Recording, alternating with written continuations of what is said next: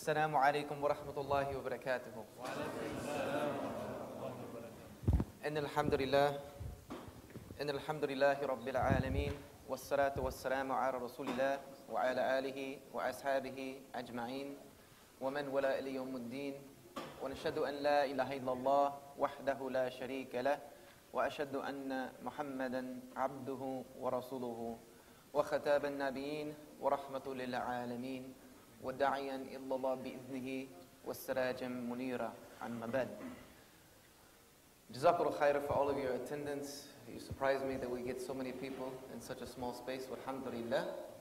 And as a disclaimer, if it takes my thoughts a little while to process and I yawn frequently, know that's because it's 5:10 a.m.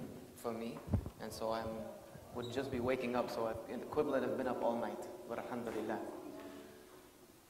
I was born and raised in South Carolina in the United States, and I was raised by my grandparents. I was raised by my grandparents who were very conservative Christian. My grandfather was Native American Indian, full-blooded, and my grandmother was an Irish, the daughter of an Irish immigrant. So I was raised by my grandparents who took me to church every single Sunday. We went to church on Wednesdays.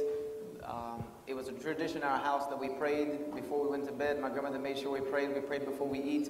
And in the Christian faith, that's considered strictly religious.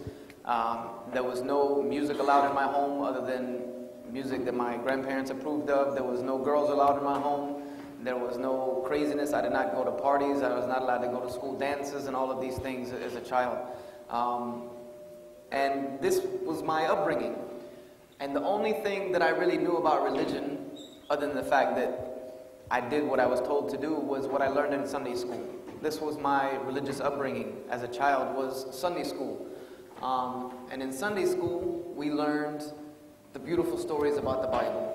For instance, we learned about Noah and how he preached for 1,000 years and very few people listened to his message, and God destroyed the world with the flood. And we learned about Moses and the children of Israel and the bondage of Egypt and him splitting the Red Sea and Pharaoh and all of these things.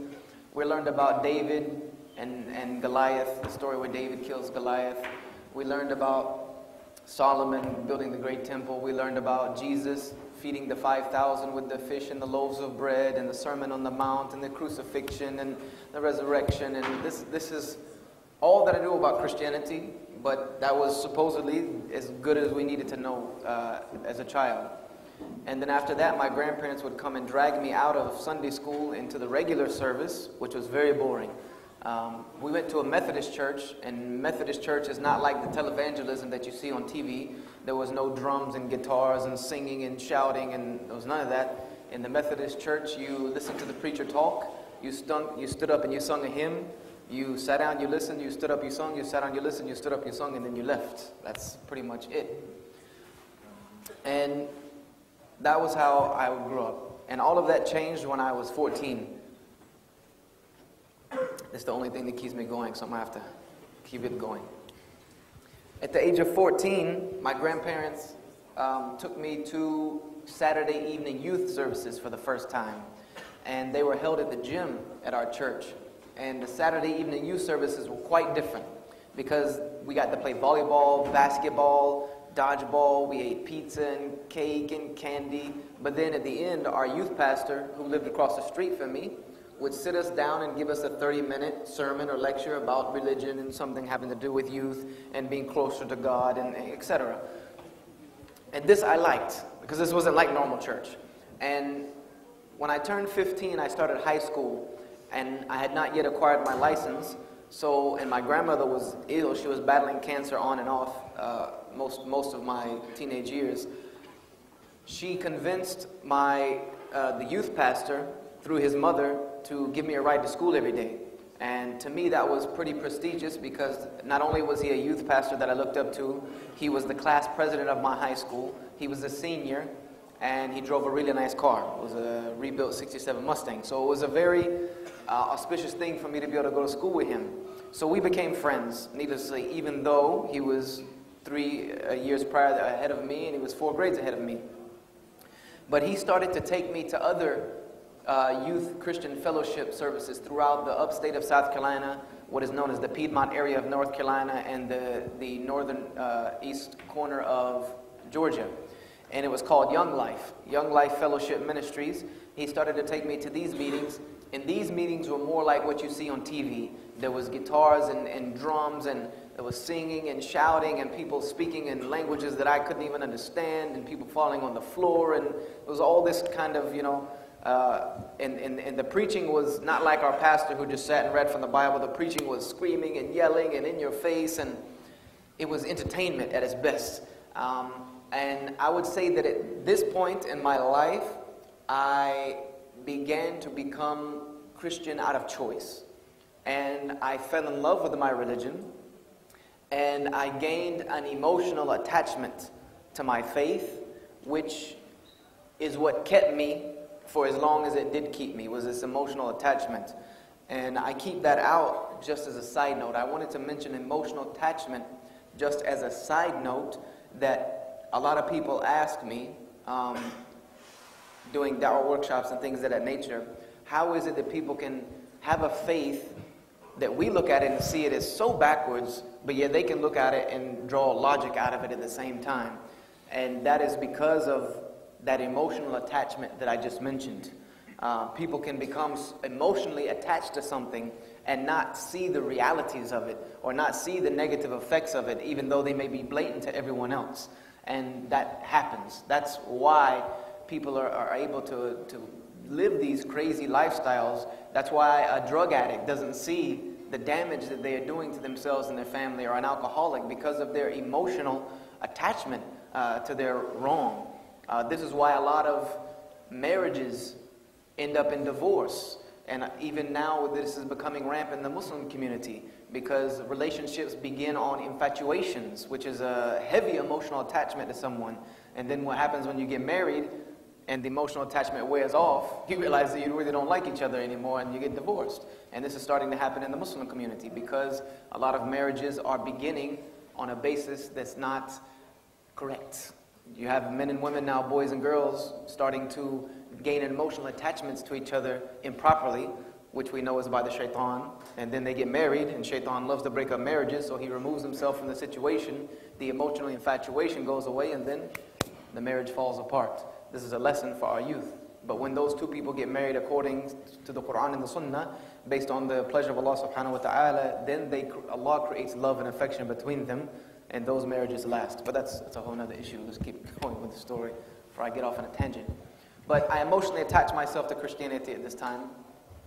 And my friend Benjamin graduated, and I went on to be a sophomore, and he started to attend a Bible college in my hometown, which is very famous in the United States, and it is somewhat world famous amongst learned conservative Christians. It's called Bob Jones University. It's like a neo-ultra-conservative Christian biblical college in Greenville, South Carolina. And his field of study, other than theology and all of these other things, his focus was on textual criticism. And if I were to tell you what textual criticism is, we would be here for another 2 hours, which we don't want to be. But a textual critic, the easiest way for me to describe it is like someone who specializes in textual criticism is like a muhaddith of the Bible, in a sense. Because just like the muhaddith has to have knowledges and sciences of hadith, they have to know the chains of narrations, they have to know the narrators, they have to know the text and be able to weigh it against other relevant texts and all of these different sciences. A textual critic of the Bible has to do the same thing with the existing documents that we have left of the Bible, which are found scattered all over the world. They're in different languages. They don't agree with each other. In most cases, they disagree with each other. So a textual critic has the job of sifting through all of these documents, which at last tally was almost 7,000 variant documents of what is now known as the Bible. And they have to try to find out which one is the most correct, which one, since we have no originals, and we don't know what the originals ever said, then the textual critic scholar has to find out what is the closest to what the author originally penned down, or their original thoughts. And it's very difficult when you have no originals, and most cases you have no chain of transmission. The chain is broken somewhere, always. There's no such thing as a text of the Bible with a train of transmission back to the author. But anyway, that was his field of study, and being that I was his best friend, he was my role model. I was his apprentice in every means. I, in turn, wanted to be like him. I wanted to become a youth minister. I wanted to become a Bible scholar, so I enrolled into Bob Jones University in my sophomore year because it's a long waiting list. It's a small college. I wanted to become a missionary.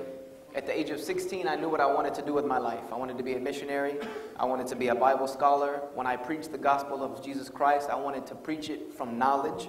I wanted to be ordained in the ministry. I wanted to do all of these things because I guess it's a flaw in a sense, and it's part of my system, is that I am a perfectionist. It's just part of my wife says I have an OCD, an overcompulsive disorder. I don't know if I want to take it that far, but I have to do things to perfection. It's just the way I am. I don't accept really much less than that, and it drives my family absolutely insane because things have to be a certain way, and if they're not a certain way, I go crazy, and I don't rest until it's done that way. For instance, when I was going to be a Christian, I was going to be all of those things, the best I could be. When I started taking martial arts at 14, that wasn't enough, so I got 1 black belt. That wasn't enough, so I got 2 black belts in another martial art. That wasn't enough, so I got another black belt in another martial art.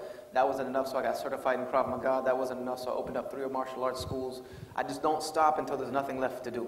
I try to beat everyone at what it is that I'm trying to do, and that can drive you crazy after a while. So I wanted to be like him. And as he began to become more involved in his studies, he was not able to be as involved in our church. So he passed over the youth pastoring to me temporarily because I was pretty much too young at that time, 15, to be a youth minister. But I had already begun giving sermons at Young Life in different places like this, and people said that I had a gift for speaking. So my pastor started letting me do some youth pastoring. And when he liked what it is that he saw from me and people were very much happy with me, he decided to leave me as the youth pastor as long as I wanted to be, even though I wasn't really old enough to be ordained as youth pastor. And as my friend Benjamin was studying textual criticism, guess who else was studying textual criticism? I was. Everything he was studying, I would study with him. When he would learn, he would pass it on to me. Because, as a perfectionist, I wanted to be so far ahead of everyone else. When I started my freshman year at Bob Jones, I wanted to graduate in 2.5 to 3 years. I wanted to be done. So I wanted to get as far ahead as I could. So everything was going fine and dandy at this point until the summer of 1996. The summer of 1996, my friend Benjamin came to me and he asked me a question which caught me off guard. He came and he asked me, he said, "Have you ever read the Bible?" And I'm like, what are you talking about? I've ever read the Bible. I'm running around doing your job as the youth pastor, and you're asking me if I've ever read the Bible. I was like, what do you mean? He's like, you know what I mean. Like if I ask you, have you read Stephen King's latest novel? You know what I mean. You've read it from cover to cover. You know what it's about. You know the major players in the story. You know the plot. You can tell me some of the major incidents that happened. You can tell me how it begins and how it ends. This is what I mean. Have you read the Bible? And I told him I've never read the Bible like that. And I did not know anyone who had read the Bible cover to cover, Genesis to Revelation, who could tell you how it ended, or how it began, how it ended, who were all the players, what happens here in the middle, in between. That's a rare gem to find even in pastors. Even if they say they've read the Bible cover to cover, it's probably they've said, yeah, we've read it cover to cover over a period of 10, 15 years, and we've dabbled here and dabbled there. It's not like that. So he asked me, he said, well, how can it be that we want to preach the Bible, we want to teach God's Word, which is the acronyms BIBLE, meaning the basic instructions before leaving earth, and we have not read it like that, we don't know it like that. How can we even claim that we are preaching God's Word when we don't know it intimately? I said, okay, what do you suggest? He said, let's take this summer, it was almost summertime, and let's read the Bible beginning to end. Spend these next 3 months and just cover it cover to cover. Don't touch any other books. Let's just read it. Genesis 1:1 to the end of Revelation. He said, because, and this was my belief, and I've had plenty of people challenge me and said I was never a Christian, which is very funny. But this was my belief that God was God. He was also Jesus as man. And there was also a third personage of God being the Holy Spirit. And that part of God lived inside of me. Therefore, if God lived inside of me, astaghfirullah, then I should be able to read His Word and it should speak to me. It should tell me what God wants from me. So he said, let us read the Bible and let the Holy Spirit speak to us. I said, okay, let's do that. So I started Genesis 1:1. And if I told you all of the things I saw, we would be here forever. I have tried to put a lot of them together in some of my videos, like the True History of Christianity and etc. But I think it would take a couple of DVD series for me to put them all together, of all the things I saw. Like the contradictions in language that my friend Benjamin was pointing out to me, which are very interesting by themselves. If you read the Hebrew text of even the Torah, go get the one from the Yahud, the Jews, you'll see, and even their own scholars, I've approached them with this, they won't admit it other than their silence. There are places in the Torah where the language is so beautiful in the Hebrew that it cannot be the language posed by human beings, because human beings don't speak this way. And then you'll find many other places, which are actually more than not, you'll find places where you can tell the language is a different person speaking. It's a lot more remedial Hebrew. It's like 2nd, 3rd grade, maybe 5th grade Hebrew. But not very proficient. The grammar doesn't even really match up. And there's a lot of, you can tell that it is different people who are speaking. It's different people who are writing these things down. It's not coming from the same author. But that really, Benjamin was pointing that out to me. But I was like, yeah, okay, whatever. What I wanted to read was the content, the context. And what caught my attention more than anything was not all the contradictions, which there are hundreds of thousands of them. What caught my attention more than anything was the stories of the prophets in the Bible. This is where I began my end of Christianity. For instance, I start in Genesis with the story of Noah, alayhi salam. In the Bible it says Noah preached for 1,000 years. Not very many people listened to him, but he kept going. And then God finally got tired of all of the disobedience of him, because these were the first people ever to disobey God were the people of Noah. We believe this as a Muslim as well. The first people to deviate were the people of Noah. So God decided to destroy the earth with a flood. He told Noah to build the ark, and we know the story. There's another story about Noah that's not so prestigious. It says that after the flood, Noah learned that there was such a thing called alcohol. That if you let grapes ferment, they make this wonderful drink that makes you intoxicated. And it says that Noah, and this is a direct quote from Genesis, Noah became so intoxicated with alcohol one day that he was passed out in his home naked. So apparently somebody saw this, because Noah didn't write. He was passed out naked. So apparently Noah was laid out in front of people, passed out naked in his home, intoxicated. Now, it nowhere refers to him as being an alcoholic in a sense, but when you deduce someone that drinks enough to be passed out in their home, but naked, they're an alcoholic. I don't care any way you try to put it around. This person has an issue with alcohol. Because I know a lot of alcoholics, and I've never seen one of them laying in their house naked. So Noah had an issue with alcohol. And so I caught myself and I said, wait a minute. God's prophet. That just kept hitting in my head, God's prophet. I thought they were in my mind, God's prophets were the best human beings. There was no one like them. And this is the reason God chose them for this purpose, is that they led people to God's way by their speech and their actions. So I thought to myself, God's prophet passed out in his home drunk, naked. There's a problem with this for me, somewhere. And then to kind of play it off, because it was a shock for me, I said to myself, now I know why nobody listened to Noah. He was an alcoholic who people found out was laying in his house naked. Nobody listens to those people. If you go to the city center, and I'm sure in every city center in the world, there's bums who get drunk every day and pass out on the streets and beg for money, right? I'm sure that Australia is no different. Now let's say that same bum whom you see every day passed out, urinating on himself and all other kinds of things.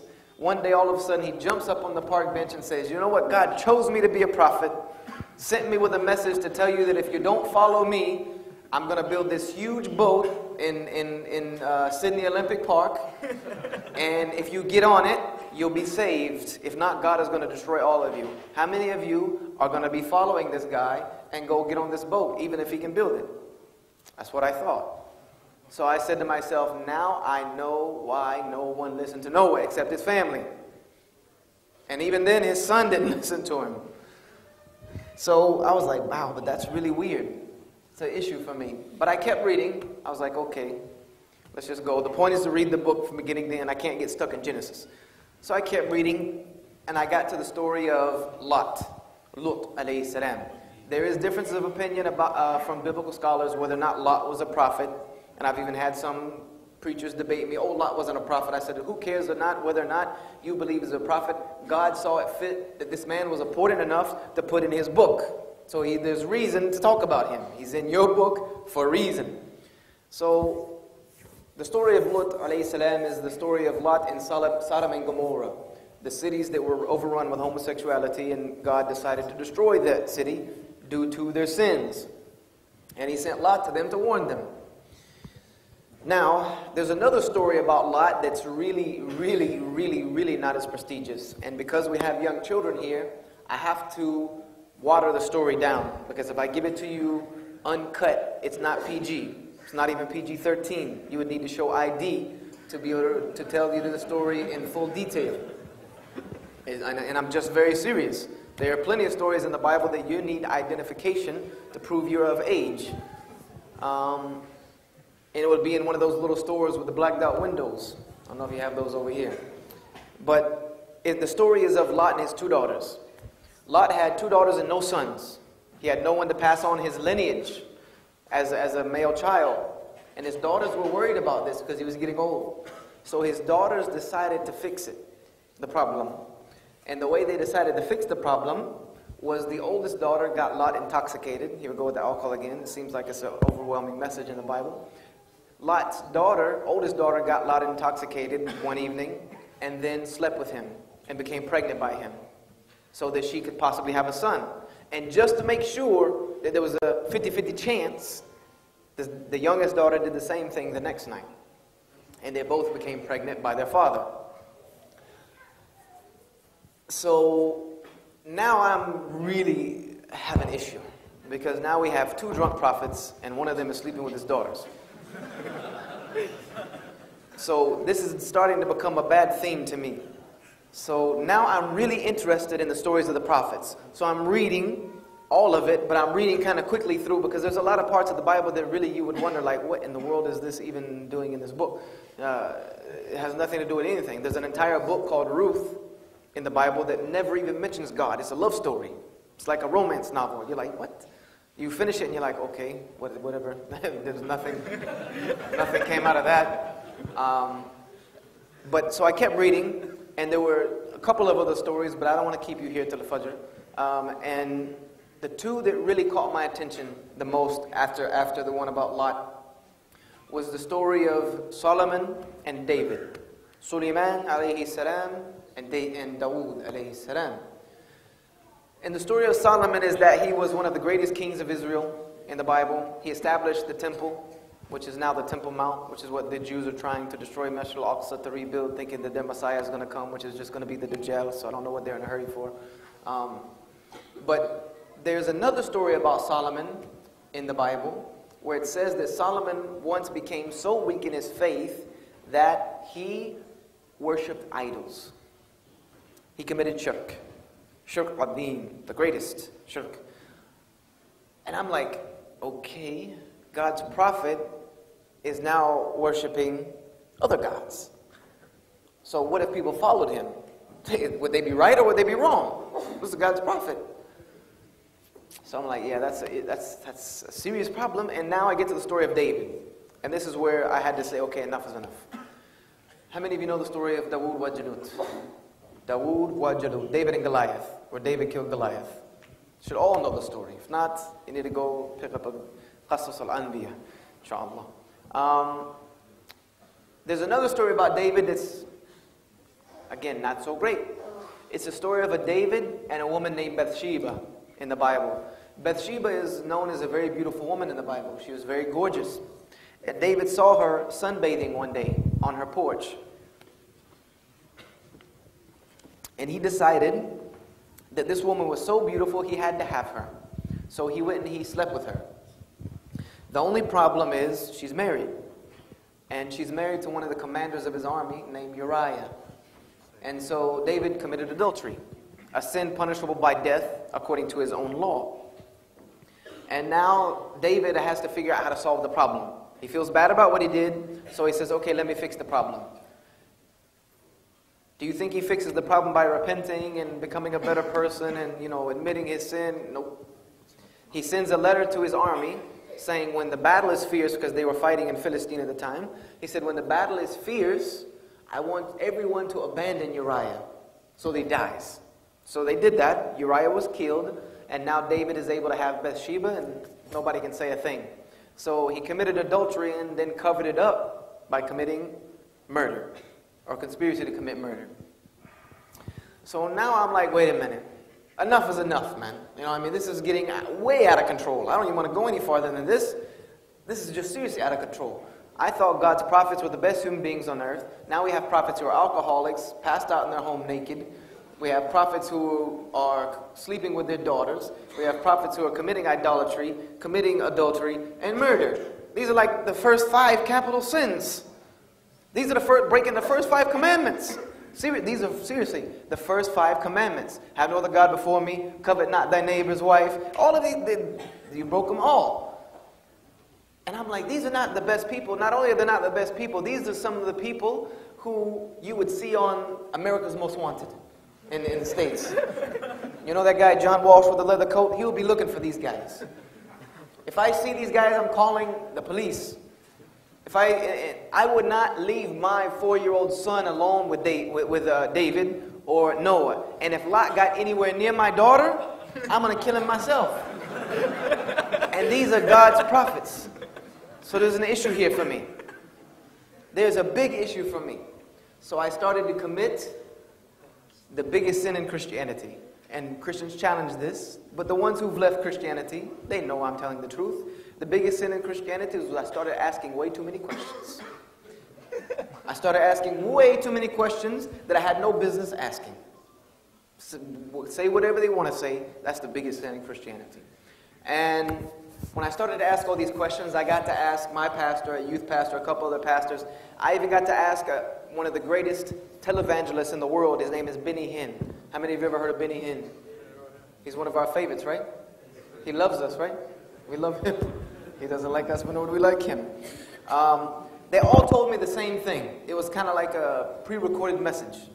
They would tell me, Brother Joshua, don't let a little bit of knowledge wreck your faith. Because we are not justified by knowledge. We are justified by faith. This is Paul's teaching, by the way. We are justified by our faith in the Lord Jesus Christ and His shedding of His blood for the redemptions of sins. This is a direct quotation from Paul. He said, so it is your faith alone that gives you justification unto salvation, not knowledge. So basically, you don't need to know nothing. You just need to believe it. And he told me, my pastor told me that real faith is belief beyond the capability to understand. That's real faith. It's faith beyond the capacity of reason. Faith beyond the ability to understand it. That's real faith. So in the back of my mind, I'm like, you know what, that sounds like I'm being run game on. I don't know if you guys use that term over here, run game. But, a lot of the Shabab like to try to run game on everybody, including the parents. And I said, I know when I'm trying to be sold snake oil, I know like you're trying to sell an Eskimo an igloo, ice. So this doesn't really sound good to me. I said, and then he told me, my pastor told me, but why are you even meddling around in the Old Testament? The Old Testament is the Old Covenant. It is for the children of Israel. It is their direct relationship and they had with God that is now passed over into the new covenant of Jesus Christ. Therefore, we have the New Testament. So why don't you go read the New Testament? Why don't you read the life of Jesus Christ? And you will find something completely different.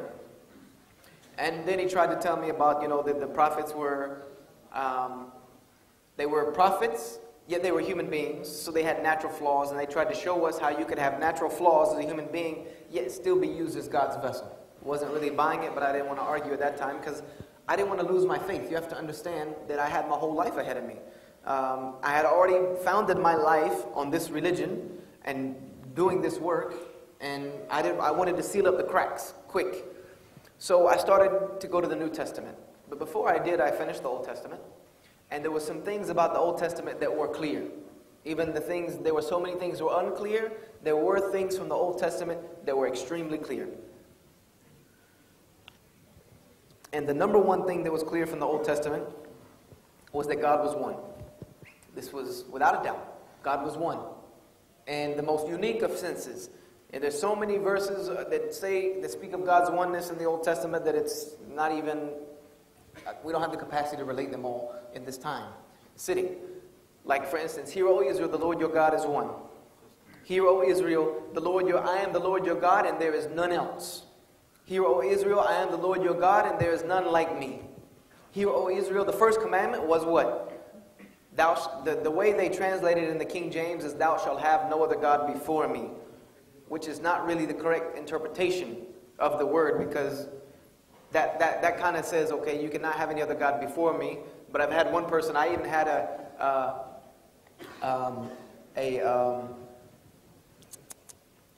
Hindu tell me, okay, yes, and the first commandment is you should have no other God before me, but God didn't say anything about beside me or behind me.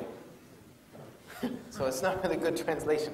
The correct terminology of that verse is God says in the first commandment, you shall have no other God along with me. Or you should not have any other God that you make as an equal to me. Meaning what God said in the first commandment was that you do not make anything as an equal with me. You do not give anything that which rightly belongs to me. Your worship is for me alone. Your sacrifices are to me alone. This is what is meant by this commandment. So this was very clear without a doubt. And number two, God was very jealous. He was extremely jealous. And the only time he would really flip out on the children of Israel was when they would worship something else other than him. He would flip out on them and make their lifestyle more and more and more strict. That's why you think the Sharia is strict. You've not seen anything like the Hasidic Jewish law. The Hasidic Jewish law is so strict just because of the fact that this is the adab of Allah that He has placed on them. That if they want to continue to follow that law, that broken law, it's very strict. It's really, really strict. There's so many things they can't do, it makes absolutely no sense. It's kind of like being in prison. And that is a reason for that. There's a reason Allah did that. Because prison is for what reason? It's to contain criminals, yes. But also prison has a lot of things that are psychological. For instance, like all of the bars. Any of you have ever, because I used to do a lot of prison work, been inside a prison, there's too many, there's more bars than necessary. They're bright colors. They make you wear silly jumpsuits. The food is completely nasty. All of these things are not only to punish you, but also to remind you every single day that you wake up, you're in jail. And you're here for a reason. And don't come back. This is the point of a lot of things in prison. And this was the point of Allah's restriction on the children of Israel, to remind them that I am Allah. You don't disobey me. I make the rules, not you. You want to disobey me, I'll just make it tougher. And another thing I realized from the Old Testament was that salvation, that means if you wanted to go to heaven in the Old Testament, there was two ways to do it. Only two. You worship God alone, and you obey Him. This was it. That was it. You worship God, and you obey Him, and you go to heaven. That's it. And the last statement of the Old Testament. Any of you know what the last statement of the Old Testament is? It's a very profound statement. The last statement of the Old Testament in Malachi, which is the last book of the Old Testament, God says to the children of Israel, I do not change. I do not change. Therefore the sons of Jacob are not consumed. He says, I don't change. That's why I have not destroyed you. This is basically his last message in the Old Testament, is that I don't change my mind. Basically, Allah is saying, I don't change. That's the reason I have not destroyed you, because I made a covenant with you. And I don't break it.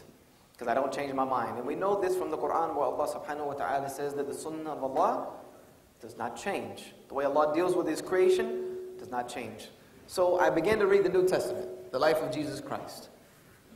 And if I went into all the problems of the Old Testament, all of the textual problems, all the historical problems, all the contradictions of the message and the themes, and man, it's a headache. Trust me. If you want to know more, you can. If you want to know all of those, you can go to my website, and I have a lecture series called "The Truth of the History of Christianity." On there, it talks all about the New Testament. But what I wanted to see was Jesus. What was His message? Who was He? What did He teach? What did He preach? What was His life like? So I started to study Matthew, Mark, Luke, and John. But I studied it differently than any other Christian would ever study it. And this is why they don't see what I saw so clearly, is because of the way they look at it. This is why I love the study of textual criticism. I even apply that to my Islamic studies because it gives me a much deeper knowledge. Like you have Matthew, you have Mark, you have Luke, and you have John. And they're all stories about Jesus. And the way most Christians read them is they read them Matthew to the end, Mark to the end, Luke to the end, John to the end. And what they think they're reading is four of the same story told by different people. Just a different perspective. But the way, if you read it the right way, and you read linearly, instead of, you read like this, across rather than down, you see something completely different. The way you do that is I read the first chapter of Matthew, which has a certain amount of set of stories. Then I would read the first chapter of Mark. Then I would read the first chapter of Luke. Then I would read the first chapter of John. Then go to 2, 2, 2, 3, 3. Because then you're seeing the same stories by all four people at the same time. And you realize there's really something wrong here. There's really an issue here because it's not the same story, not by the same people. They don't mean the same thing. But what I did see from the New Testament was that this is what Jesus taught. He taught that God was one. That without a doubt, He taught that God is one. He even says it. He quotes Deuteronomy. Hear, O Israel, the Lord your God is one. In John 17, verse 3, He says, this is life eternal, that they may know you, the only true God, and Jesus Christ, whom you have sent. He teaches equivalent many times that God was greater than Him. He said, the Father is greater than I. He says that God is greater than I. When somebody asked Him, called Him good master, He said, why do you call me good master? For there is none that is good. And actually that's the real connotation of the Greek, which is not a language Jesus spoke. So it's hard to even know that that's what He said, because it's by a language a man didn't speak. But in the Greek, it says, Jesus said that all good comes from God. Everything that is good comes from God. He said, why are you calling me good? For there is none that is a source of good except one, and that's God. This is Jesus' message, that God is one. So what did Jesus teach about salvation then? Because I was thinking to myself, I thought Jesus was God. But He couldn't be God because He's saying that God is one. But wait a minute, it is one because He is God at the same time. No, He can't be God because Jesus, when somebody asked Him when was the day of judgment, He said, no man knoweth the hour. Not even the Son, meaning Himself. Only the Father, meaning God in heaven, knows the hour. I said, so He can't be God. He didn't even know the day of judgment was going to be. When He taught people to pray, He taught them to pray, Our Father who art in heaven, hallowed be Thy name. Thy kingdom come, Thy will be done on earth as it is in heaven. Praising God. And then He asked God, give us this day our daily bread. The Lord's Prayer is separated into two parts, which is very interesting to me now as a Muslim. The first part of the Lord's Prayer is praising God. And the second part of the Lord's Prayer is asking for redemption and deliverance onto the right path, which is very interesting. But as I'm saying, He can't be God. Because God is not all-knowing and knowing. God is not someone who doesn't need anything, which is the God of the Old Testament. He needed nothing, and He needs things. God's nature and Jesus' nature are not one and the same. So I said, okay, well then how do we go to heaven if Jesus is not God? Maybe He was just the Son of God. Maybe He was just God in the flesh. But then I read on, and a man once named Lazarus once came to Jesus, a rich man, once came to Jesus, and he asked Him, O good master, how do I inherit eternal life? How do I go to heaven? How do I get salvation? Now, Jesus didn't reply saying, I'm going to die on the cross, resurrect myself on the third day, etc., etc., etc. He said, follow the commandments. He said, obey God. Obey God's law. And the man said, I've done that. I've done that. This is a lot of Christians, they misinterpret these things because of their emotional attachment, preconceived notions. He said, I've done that. And Jesus told him, he said, okay, if you've done that, that means you're perfect. Then what you need to do is you need to go to your house, sell everything you have, and you need to come work for me. You need to come do what I'm doing. If you're so perfect, I need some help. You need to come work with me. And the man realized at that point he was not perfect in God's eyes, so he left crying. But this was Jesus' message to the man. Keep the commandments. Follow God's law. You want to go to heaven? Follow God's law. I'm like, what happened to the crucifixion? And so I start looking for anywhere Jesus says that he's going to die on the cross on the third day and be resurrection for the sins of humanity in that language. And what I find out is it's not there. The only places you can find that is in, what is the word I'm looking for? Implicit terminology, meaning he said something that you can take to mean that if you already think that's what it means. But if you didn't know anything about the crucifixion, you would not necessarily deduce those things. So I'm like, wait, but God's message is clear. God's message of the Old Testament is clear. I'm one, worship me, go to heaven. And this is the same thing that Jesus is teaching. God is one, worship him, go to heaven. So now I'm like, okay, what about the crucifixion? And I promise you we're getting close to the end. So I'm like, I have to now find out what the crucifixion is all about. Because it's in all 4 books of the New Testament. What is it about? Why did they try to crucify Jesus? Why was the crucifixion even necessary if Jesus is teaching that salvation lied in following the law? And Jesus is saying that he is a fulfillment of the law. He didn't come to abolish it, but to fulfill it. And he told people to follow the law. But yet as a Christian, we don't follow the law. We are told by Paul that the law is cursed. Paul writes that the law is not a way to salvation. And here's Jesus saying the law is salvation. I'm confused, I'm conflicted. Jesus is saying the law leads you to salvation, and Paul is saying that the law was only our schoolmaster to lead us to Christ. Once we have Christ, we're in no more need of the schoolmaster, which is the law. And that the law is cursed. He even starts out his book of Galatians, and this is where I caught it. When I started to read Galatians. When I read Galatians, Paul teaches, and he starts it out by saying, oh, you foolish Galatians, why are you still following this cursed law? And Paul says that the law was a curse. And he says that Jesus Christ was cursed on behalf of the law in order to remove us from the curse of the law. For it is written, and he quoted an Old Testament passage, everything that hangeth on a tree is cursed. And I stopped right there because that caught me. I said, why did Paul say this? There has to be a reason Paul made this statement, that Christ was crucified and cursed according to the law in order to remove us from the curse of the law. For it is written, everything hanging on the tree is cursed. So I go back to the Old Testament, I start to read that passage that Paul quoted, and it is in Deuteronomy. And I start to realize that crucifixion was the worst capital punishment that you could receive according to the law of Moses. And it says in Deuteronomy that whenever you hang someone on a tree with crucifixion, to take them down that same day, don't let them hang on the tree overnight, because everything that you hang on a tree, crucified, is cursed by God.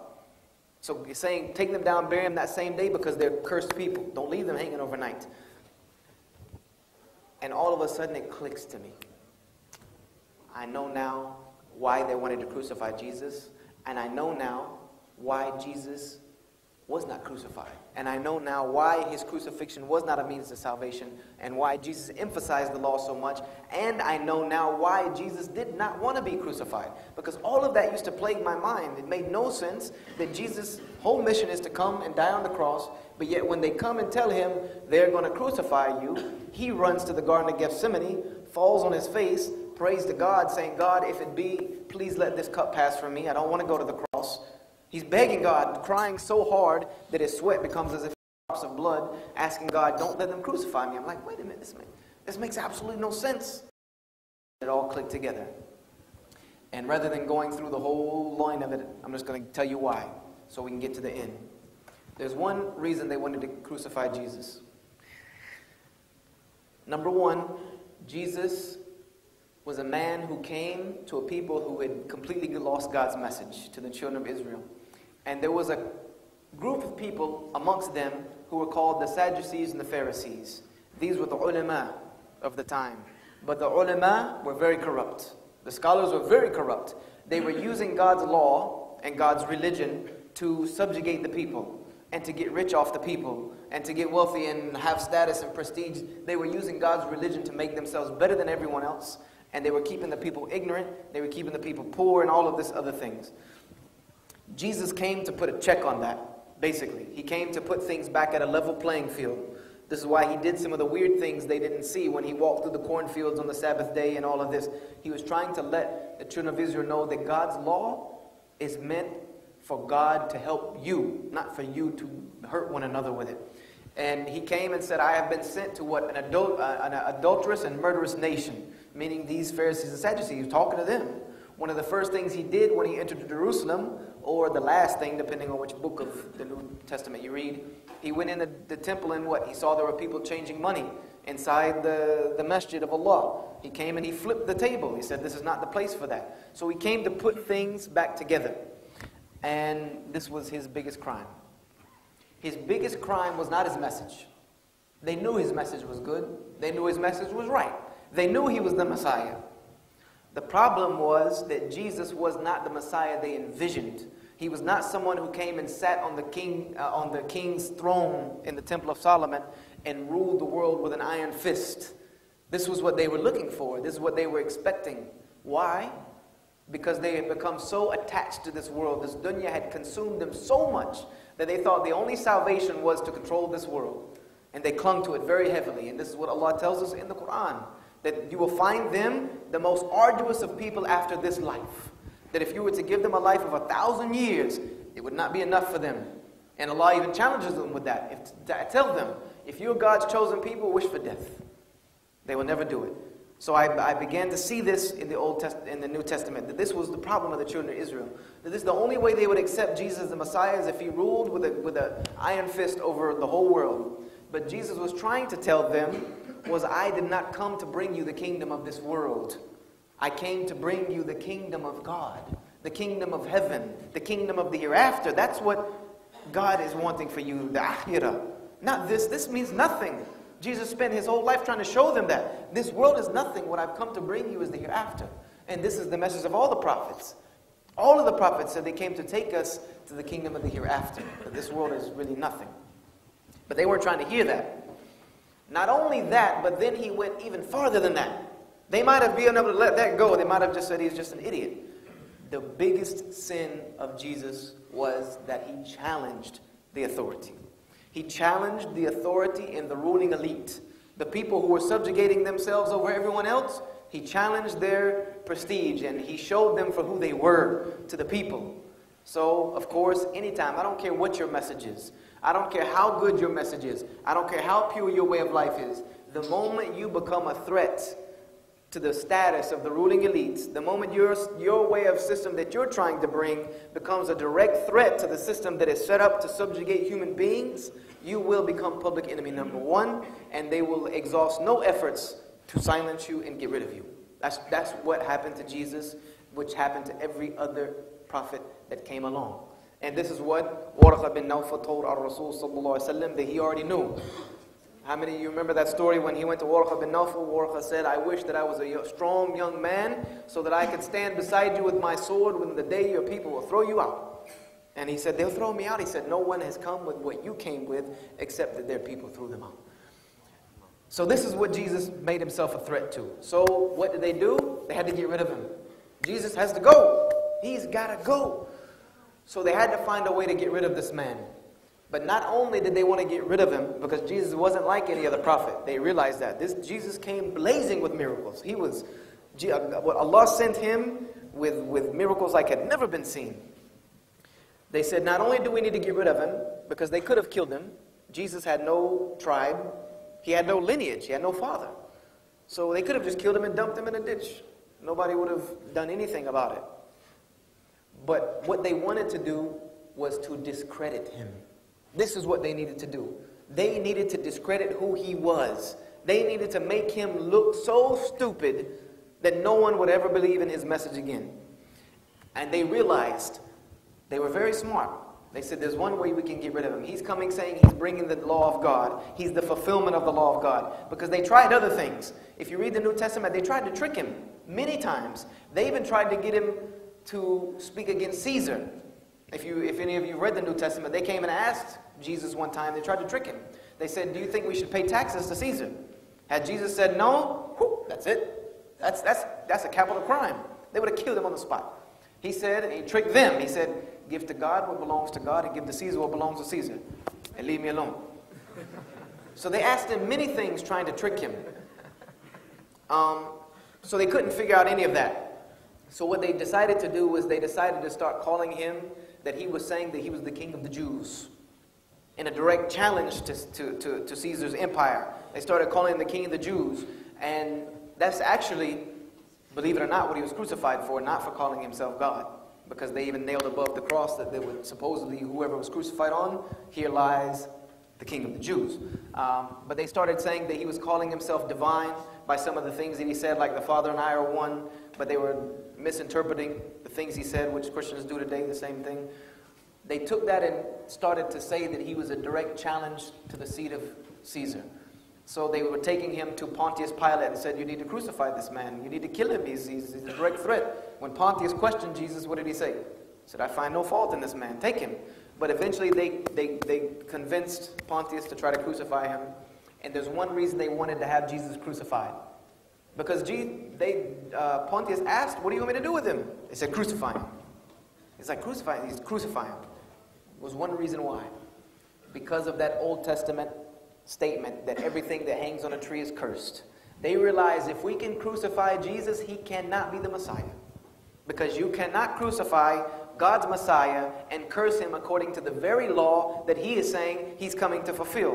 What an idiot he will look like if we can crucify him, and no one will ever believe in him. This is also why Paul said that the crucifixion was the stumbling block of the Jews. They were laughing at the Christians. You believe in a crucified Messiah? Are you serious? There's no such thing as a crucified Messiah. It can't happen. They knew this. So this is why they wanted to crucify him. And when Jesus realized that, that's why he went to the Garden of Gethsemane. That's why he fell on his face and prayed to Allah so hard, saying, Ya Allah, do not let them crucify me. Because he understood if they crucify me, they'll never believe in me. I've wasted my mission. All this work is for nothing if they crucify me. And we know that Allah subhanahu wa ta'ala answered this. I realize this now as a Muslim. And as a side note, which I'm going to get to the end, I promise you, but I hope I'm not boring anyone to death. As a side note, we know that our Rasul sallallahu alayhi wa sallam said that every prophet was given a dua in their lifetime that Allah promised to answer. Yes or no? Every prophet was given one free ticket by Allah. Ask whatever you like, I'll give it to you. Allahu alam, but this may have been Jesus' dua. He may have pulled that out at this time and whipped out that get out of whatever free card and said, Ya Allah, I need this dua now. And some scholars adduce that this may be what happened because according to the Gospel of Barnabas, which don't use it as a direct evidence because the Gospel of Barnabas has its issues as far as textual relativity.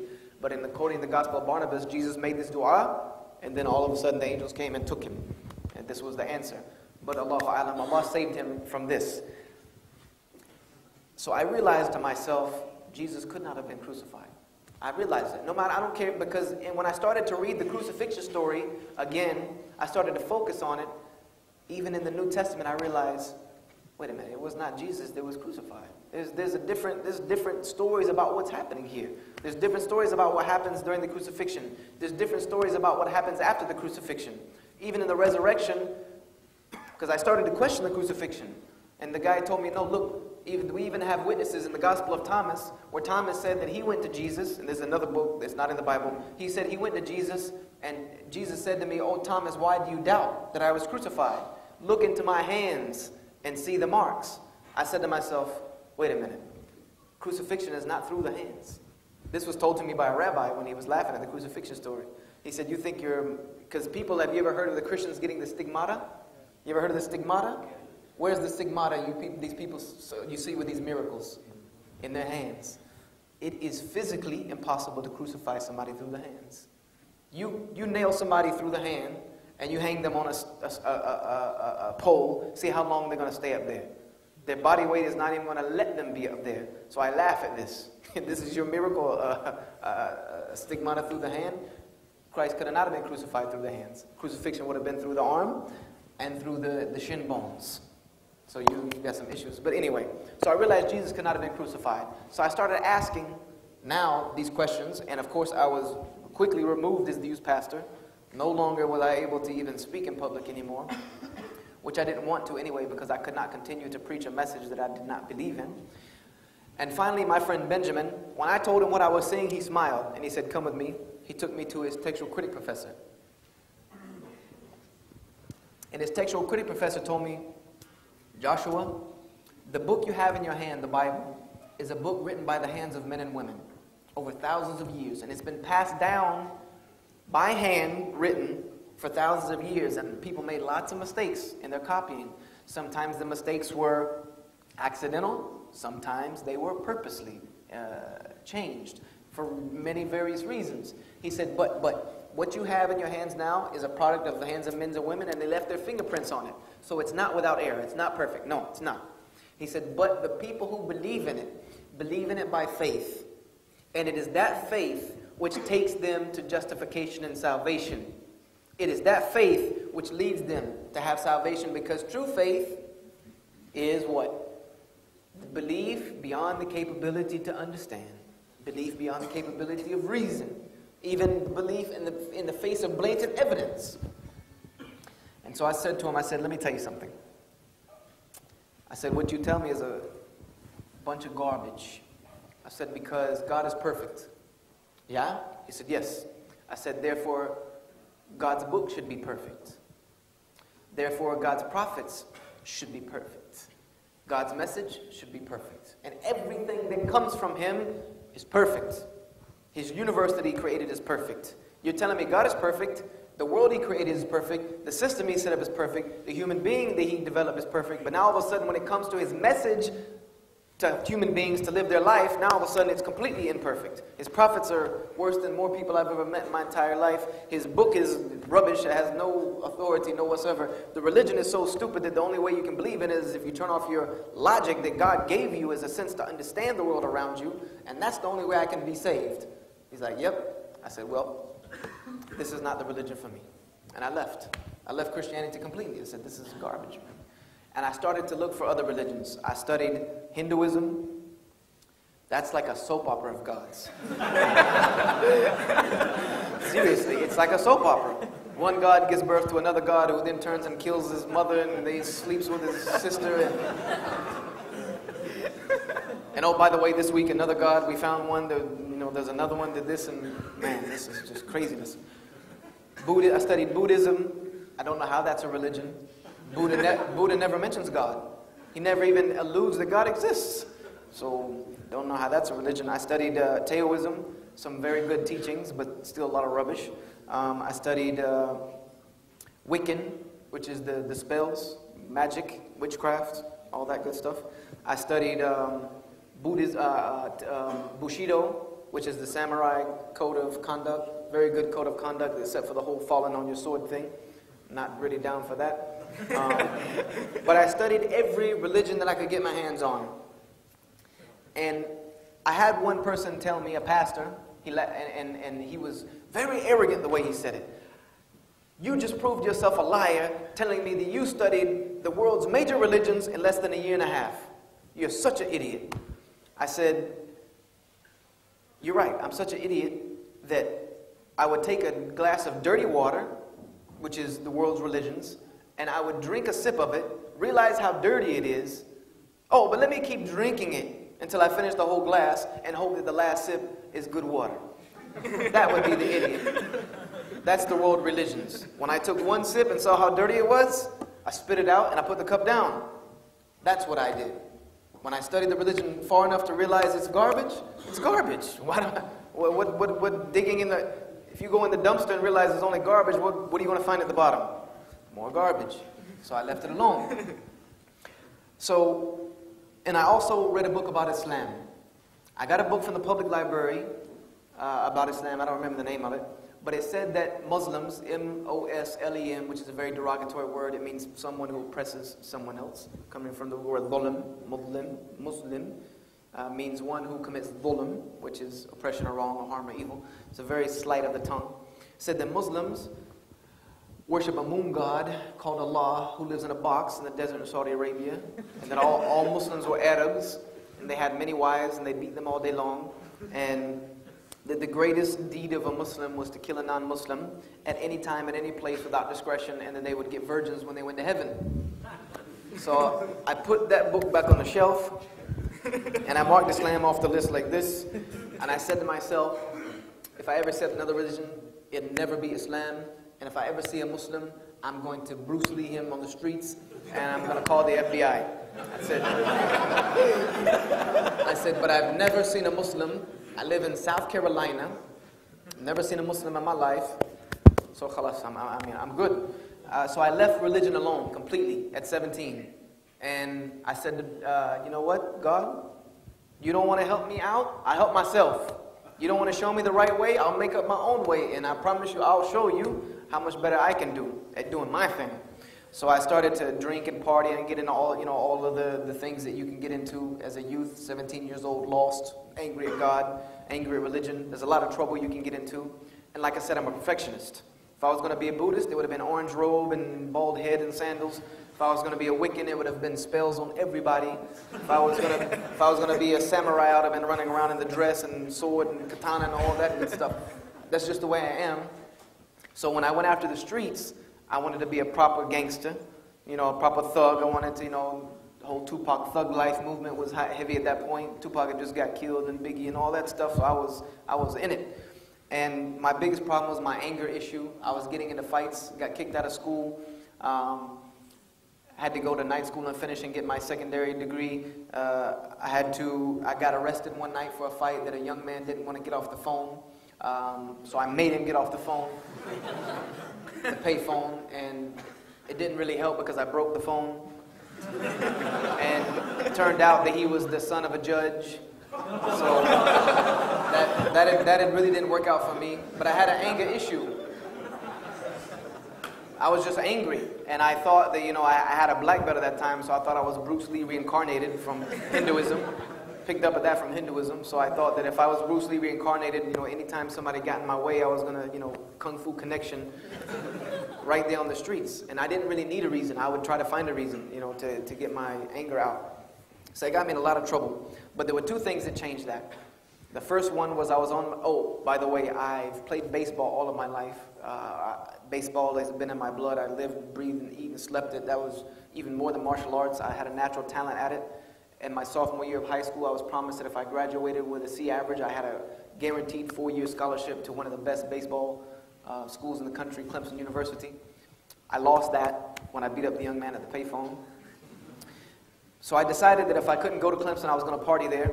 So I was coming back from a party at Clemson with a friend of mine, and we were both highly intoxicated, and we flipped the car over. They say on the report 7.5 times, but I don't really know who did the counting, because the car broke in half. One half of the car was in the ditch, the other half was in the middle of the road. And the funny thing about it was we destroyed the car, and we were both unharmed. He had a broken ankle, which for that type of break was nothing, and I had a cut right here in my arm that I still have a scar to today. That was it. We walked away from the accident. And the police officer that came told me, he said that God has a purpose for you two young men's life, because people don't live through things like this. He said, I've been to too many accidents, much less than this, and people don't walk away from this. He said that God has a purpose for your life. You need to figure out what it is. And I laughed at him, not in his face, in the back of my head, because I wasn't going to jail, and I didn't want to push it. My friend was. And I said that if God has a purpose for me, he had his chance. And I looked at my friend and said, God must have a purpose for you. That must be why we're both here, so I appreciate it. And a couple months, like a month or two after that, a few weeks, I didn't learn my lesson, so I decided to go to New York City with my friend. My dad was living in New York at the time. So I went to New York, And me and this friend were at the hotel, and I said I need to go to the ATM. So I went to the ATM to take some money out of my grandmother's account because she spoiled me way too much. And in New York, the ATMs are in glass rooms. I don't know if you guys have that over here. But you slide your card, and then you go into the ATM, and it locks behind you with little magnets so that only one person goes in. It's private. But thieves are pretty intelligent, pretty ingenuous. They're pretty ingenious. They would stick rocks at the corner of the door so that when the door closes, the magnets don't really touch, but it looks like the door is closed. And then you go in, you take out your money, a guy comes behind you with a gun or a knife. What are you going to do? You're stuck in a glass room with a guy with a gun. You're going to give up the money. So I pulled out my money and turned around. There was a guy with a gun in my face, directly in my face. And it was a revolver. I'll never forget it to this day. I don't know what kind of revolver it was, but when it's in your face, it looks like one of those dirty, hairy, long ones like in Batman, where you had to pull it out like this. That's what it looked like in my face, like a cannon. And he must have really needed this money. I'll never forget his face. I'll never forget the gun, what it looks like. But he looked me directly in the eyes. He didn't say a word to me. He didn't say, put your hands up. He didn't say, give me the money. He looked in my face and he pulled the trigger. And I remember that distinct to this day, how the revolver makes this distinct turning noise and then this click, this sound. I can hear it to this day like it happened 10 minutes ago. And the gun didn't go off in my face. And you can tell at that time, both of our eyes got big. My eyes got big because he didn't blow my head off. His eyes got big because he didn't blow my head off. And we're both looking at each other like this. And neither one of us know what to do because when stuff like that happens, you enter what is called fight or flight syndrome. Your body just dumps adrenaline inside of you, and one or two things happen. It either freezes you and immobilizes you, or you can use that adrenaline for something. Like you've ever heard about mothers picking up cars with their babies. That can happen physically. When that adrenaline dumps in you like that, you can do the craziest things. So we're both stuck like that, and all of a sudden I realize in my head, wait a minute, if you don't go, this guy's going to kill you. It's like a little guy running around in my head, like ringing a bell, like, are you an idiot? You know what I mean? Like, if you don't move, it's not going to happen twice. So I bum rushed him, and I tackled him, and the gun went flying, he went flying, the money went flying, and then I jumped, and I went flying. And I told my friend, we have to go. So I drove back to South Carolina that night, 18 hours. And I didn't tell anybody, because I knew if I told my grandmother what happened, who would tell my father that I went to New York after I had almost killed myself in a car accident and almost got shot in the face, my father would just finish it and just kill me himself. So I didn't say anything until I started to have bad nightmares about these two incidences. And these nightmares turned into night terrors. And I don't know if any of you ever had a night terror, but it's your worst nightmare in HD. It's your worst nightmare in high definition. You smell it, you sense it, and it's just totally sensatory dreams. And these two dreams are about these incidences, about the gun and the car accident. And normally, you don't relate bad dreams to anyone, but for the purpose of the story, I put this one in. These dreams ended with my death in this thing, and usually you don't die in dreams. It's very rare that you die in dreams. Usually you wake up at that point. Why, we don't know, but you wake up at that point. But in these dreams, I would die. And the moment after I died, there were two things that would happen. Immediately, I would have a smell of strong sulfur. I remember that to this day. Strong sulfur smell. And there would be something that would be waiting for me on the other side. Like, I can't explain it. You went from one existence to another, and whatever it was that was waiting to greet me on the other side, Stephen King in his most crazy thoughts could not dream up something like this. Whatever this thing was that was waiting for me in the hereafter, if that is 1/1,000,000th, one small millionth of how bad what is waiting for the disbelievers in the next life, I don't want any of it, because it's the most frightening thing I've ever seen in my life. And I would wake up screaming. And after I woke up screaming a couple nights, my grandmother asked me what was going on. So I told her what was happening, the gun, and the guy almost killing me in the dreams. My grandmother told me, God has a definite purpose for your life. And if you don't see that, you're the biggest idiot I've ever seen, and I did not raise an idiot. God really, really, really wants something from you, and if you don't figure it out, you're going to hell. This is what she told me, kitchen table, breakfast. I haven't even finished my eggs yet, and she's telling me I'm going to hell. So I tell her, okay, what should I do? She told me, you need to get back together and find God. I said, I looked for him and I didn't find him. She didn't tell me to go back to church. My grandfather had already passed away this time, a few years ago. She said, God didn't go anywhere. You just haven't found him yet, but you need to keep looking. So I became a deist. A deist is someone who believes in God, just has no religion. So I started to pray how I had seen the prophets of God in every religion, in every religious book pray. I started to pray on my hands and knees, on the ground. And I think this is what happened to me when I changed, is I stopped trying to chase God down, and I got on my hands and knees one day and I said, God, if you want me to know you, then you need to guide me. You need to show me the right way. I can't do it by myself. I need your help, and I need you to show me the right way. So I started to, delve into these religions again a little bit, but there was one condition I had for taking another religion. One condition, and this was it. This is why no other religion met my satisfaction. I did not want to hear what I should believe anymore. I wanted to see it. How did I want to see it? I wanted some tangible proof. I wanted someone to give me something in my hands that proved to me the validity of their religion. So the Bible didn't do it. The Torah didn't do it. The Bhagavad Gita didn't do it. The Vedas you couldn't go through in a lifetime didn't do it. The scrolls of Tao didn't do it. The books of Buddha didn't do it. The Bushido Code didn't do it. The Wiccan Book of Spells didn't do it. They all were flawed. So I didn't find anything. One day, I was sitting at a friend's house who was a Muslim. I didn't know. I knew him for a couple years, and I never knew he was a Muslim. We were at his house and talking about religion. And my friend and me were debating about religion, and I didn't know this guy was a Muslim for two reasons. Number one, he was an African American, and I thought Muslims were Arabs.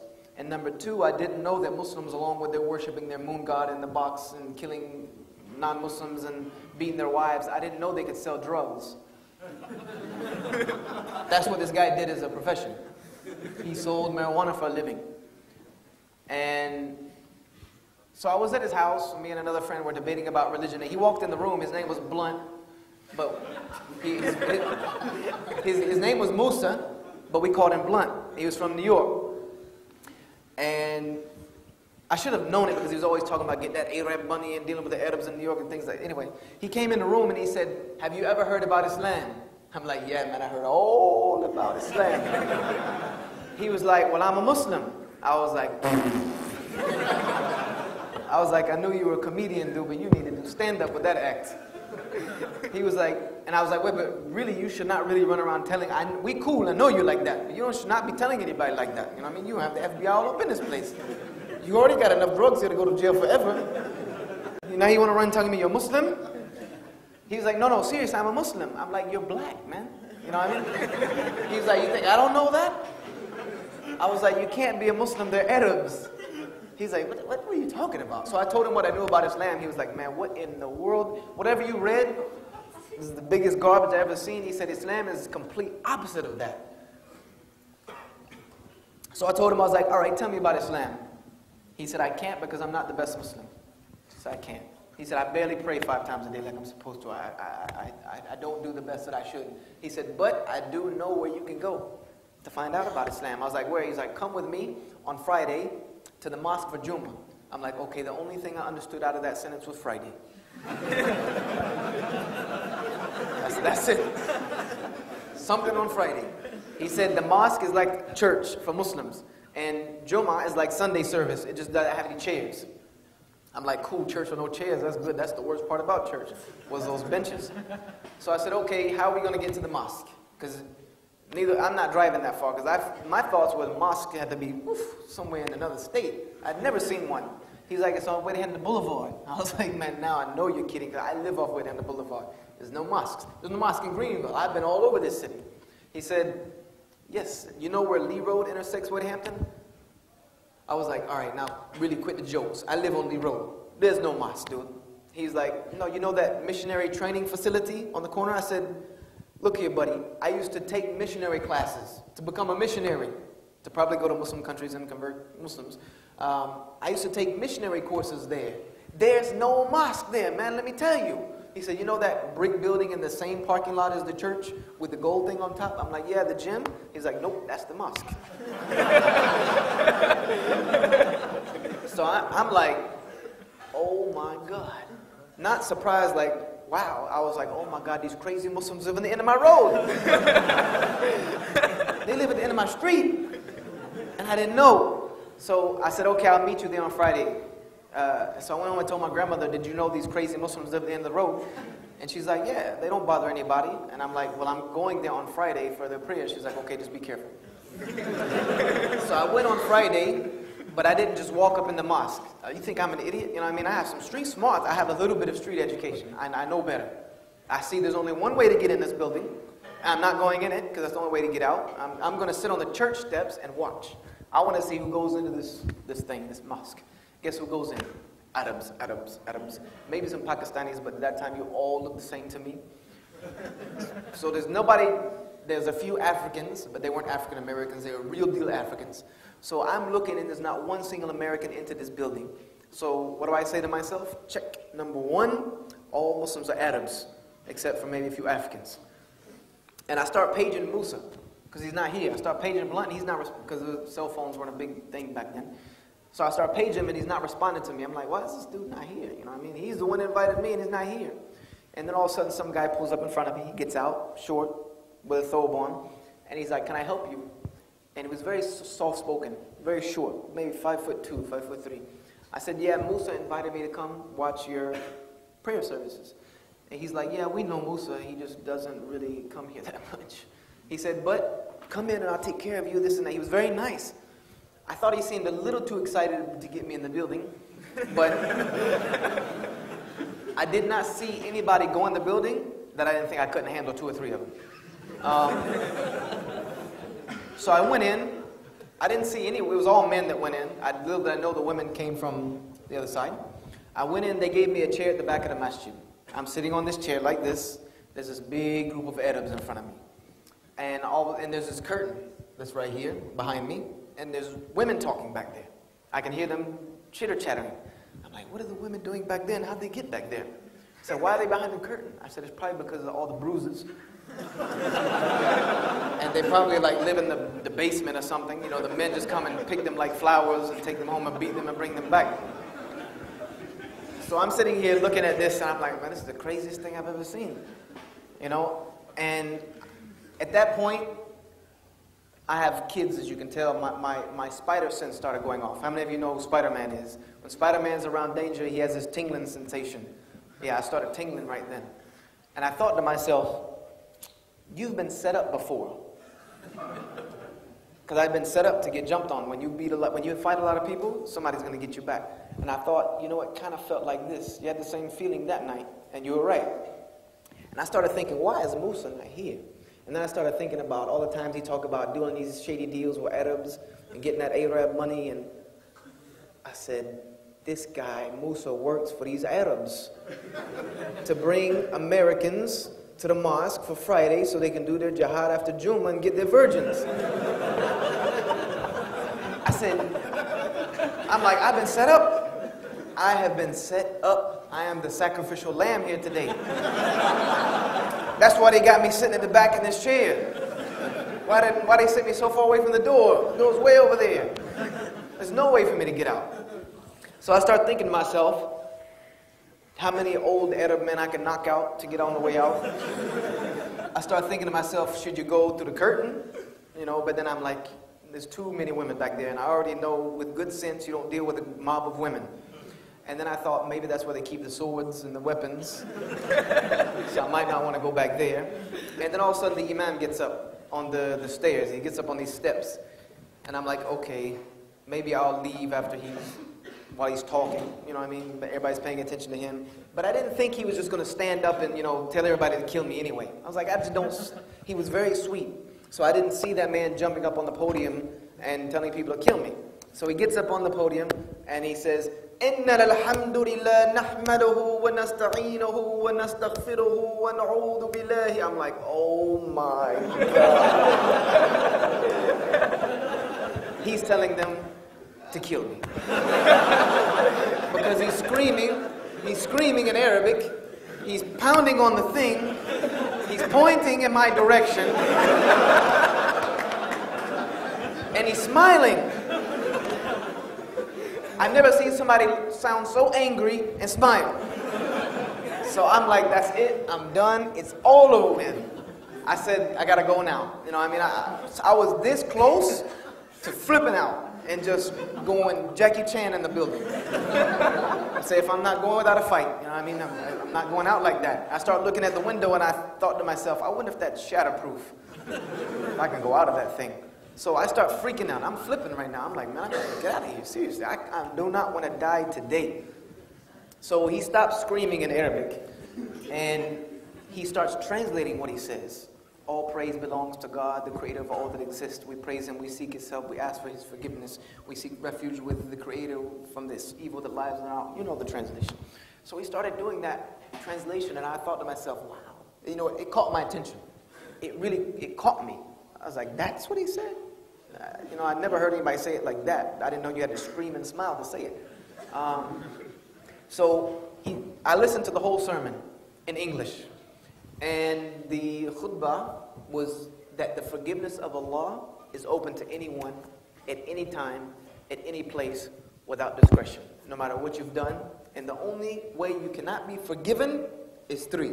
He said the only way you cannot be forgiven by God is if your soul has reached the throat, meaning that death has come to you, if you have worshipped something else other than the Creator, knowingly, or three, if the sun has risen from the west. Meaning the last days have started and it's over.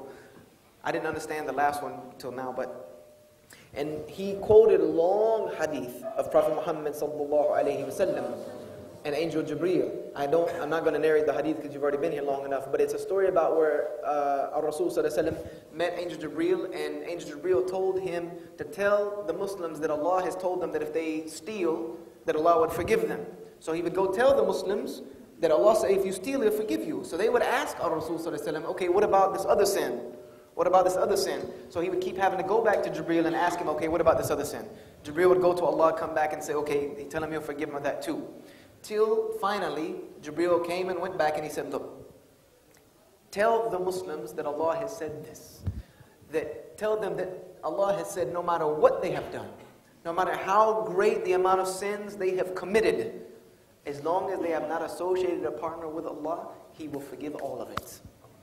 And I was like, wow. I never, ever, ever heard something like this. And that the way to become forgiven was to just repent. Go to Allah, turn back to Him, repent, seek forgiveness from Him, and do not do the actions again, and Allah will forgive it all. He is the most forgiving, the most merciful. So I said to myself, wow, you really, really did a very bad thing by writing these people off of that one book. We're going to let them change the tape.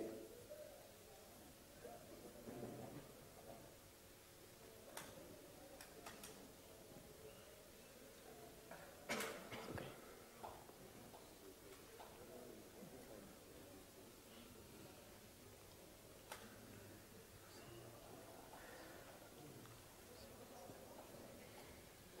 So I said to myself, you really need to do some more investigation into this Islam thing. So he finished and the Muslims got up to start praying. And I looked and I was like, what the heck are they doing? You know, they're lining up wall to wall. And somebody came and told me we're going to pray. I said, pray to who? I said, to God. I'm like, which one? And he's like, the only one creator of heaven and the earth. I said, okay. So when I heard the Quran recited, it meant nothing to me. And this is a lesson for us in our dawah events when we spend 15 minutes reciting the Quran in Arabic at the beginning of it. It means nothing to people who don't understand it. It only meant something to the Sahaba because they understood what it meant. The English translation is different. But I didn't understand what the Quran meant when it was recited. But when I saw the Muslims bow and prostrate on the ground, so many verses of the Bible rang in my head. So many verses of other religious books that I had read rang in my head that this is the way that God has ordered people to pray. And then I said, wait a minute, this is not prayer. What they are doing is not praying. They are worshiping God. This is worship. It's not prayer. I know there's a difference. So this is worship. So after the prayer, the Imam came to me. You know how we do our dawah, the 5 pillars of Islam, or this, the 6 beliefs, or that. I'm like, look, buddy, I don't mean to be mean. but there's nothing you can tell me that's going to make me believe in your religion, because I've heard it all before. I've heard everybody's little spiel about what their religion is about, and I'm not going to, nothing you could say can make me believe. I was a little bit arrogant, but I said, but I want to ask you something. Do you have proof? Is there proof? Because my grandfather taught me when I was a kid, and I've used this ever since then. He said to me, young man, the truth always comes with proof. Therefore, if somebody tells you they're telling you the truth, ask them for some proof. So I said, do you have proof? Do you have something you can put right here in my hand to tell me what your religion is? And he smiled. He said, come with me. He took me to his office. He reached on the shelf and he pulled off a book and he put it in my hands. And I looked at it and it said the Holy Quran. He said, this is our book from God. And he started telling me, the Prophet Muhammad was revealed this book. He said, look here. You don't need to tell me anything. If your book is what you say it is, it'll say it all by itself. So I took the Quran home and I started reading it. I started reading the Surah Al-Fatiha, reminded me of the Lord's Prayer.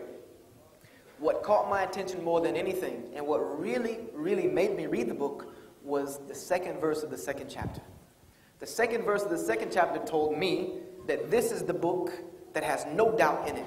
No discrepancies, because I was reading the Noble with the little commentary. No discrepancies, no contradictions, no distortions. And it is a guidance for those who fear God. I was like, are you serious? Really? You think so? That was a challenge to me. Because I found doubt in every book. I found contradictions in every book. I found discrepancies in every book. I said, I'll find it in this book. So the reason I read the Quran initially was to find fault with it. So I started reading it, Surah Al-Baqarah, Surah Al-Imran, Surah Al-Nisa, and I started to notice names like Abraham, Noah, Lot, Moses, David, Zechariah, John the Baptist, Jesus. All of these names I started to read, but there was a difference. The stories in this book were of people who were at the highest level of morality. They not only preached the message, they lived the message. They were the most perfect human beings to walk the face of the planet. They were people who you could look at and emulate them to live a life pleasing to God. And the only thing I could say to myself was, these are prophets. These are God's prophets. And then I kept saying in the book that if you're in doubt about this revelation, then find contradiction in it. If you're in doubt about it, then make something like it. And I'm saying to myself, wow, this is heavy. This is the heaviest stuff I've ever seen in any book. And I'm starting to see over and over. And finally, I could not put the book down. When I read the nativity story of how Jesus was born and Jesus' life, there were 3 chapters of the Quran, Surah Ali Imran, Surah Isra, and Surah Maryam, that answered every question I ever had about Jesus. By the time I put the book down, Sunday, 3 days, I was addicted to this book. By the time I turned chapter 114 of the Quran, it was late at night in my room at home, and I remember I was in tears, because the only thing I could say to myself was, this is the book that has no doubt in it, and is a guidance for those who fear God. And I said to myself, that day I want to be a Muslim. I don't care what these people are, I don't know anything else about them except this book. If they follow this book, then I want to be like them. So on Monday I went back to the masjid, it was locked. So I found the imam, somebody took me to his house. And I told the imam, I want to be a Muslim. And he was shocked. He was like, what? I said, yep, this book is what you say it is. It is what you say it is. That's enough for me. He said, so you believe there's only one God and he's the only one that should be worshipped? I said, I've always believed that. I've just never seen it like this. He said, but I have to tell you a little bit about Muhammad. Because the second part, sallallahu alayhi wa sallam, the second part of the shahada is to believe in Muhammad sallallahu alayhi wa sallam. I said, there's only one thing you need to tell me about Muhammad. He said, what? I said, did he give us this book? He said, yes. I said, then he's a prophet. This is his evidence.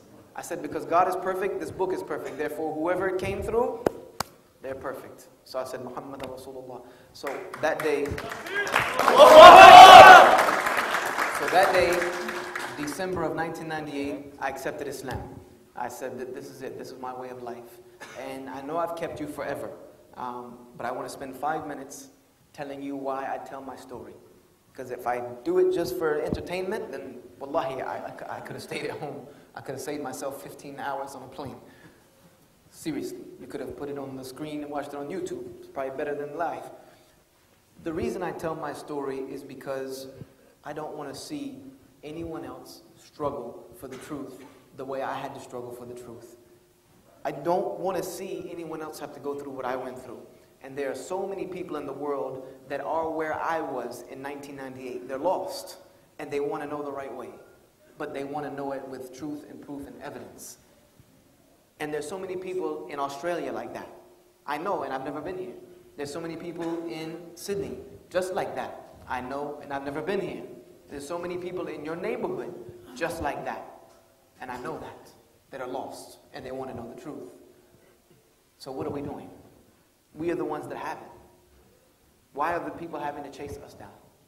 Why is it that I had to chase down the Muslims who lived across the street from me my entire life? That's the question we need to ask ourselves tonight. Why are people having to chase us down? Why is it that out of every time I hear someone that has accepted Islam, I always ask them how? Why is it that 4 out of 5 of them had to look for you to come to the truth about Islam?